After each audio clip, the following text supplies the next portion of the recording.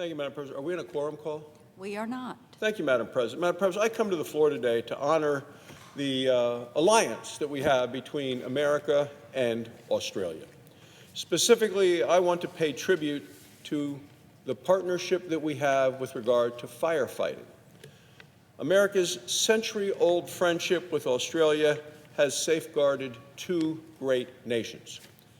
In July of 2018, that marked the 100th anniversary of our historic victory in the pivotal Battle of Hamel during World War I. The Australia-New Zealand-United States Security Treaty came together to cement this military alliance. Since that treaty was signed in the Treaty of 1951, we have always supported each other in times of crisis. It is this enduring spirit of mutual concern and cooperation and commitment that we celebrate today. Senator Ben Cardin of Maryland and I have put together a bipartisan resolution paying tribute to our firefighting alliance. In recent years, the United States and Australia have suffered some of the hottest, driest weather on record. As a result, we've seen longer, fiercer wildfire seasons. For over 15 years, the two nations have come together to battle some of the most damaging and deadly fires. In 2018, more than 100 Australians helped the United States combat wildfires ravaging the West Coast. For our part, the United States agencies have been sending American firefighters to help the people of Australia.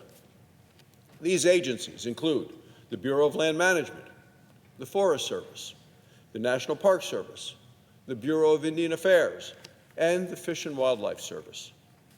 Most recently, 362 American firefighters helped battle this season's brutal Australian brush fires. These brush fires burned over 30 million acres before the last fires were put out just this month. Tragically, 3 former American service members died in a plane crash fighting the wildfires in Australia. One of these heroes, Ian Macbeth of Montana, was actually a member of the Wyoming National Guard. Also killed were firefighters Paul Hudson of Arizona and Rick DeMorgan of Florida. This resolution honors their ultimate sacrifice. Madam President, it also recognizes the sacrifices of all the courageous American and Australian firefighters. I especially want to thank the 15 firefighters from my home state of Wyoming who assisted Australia.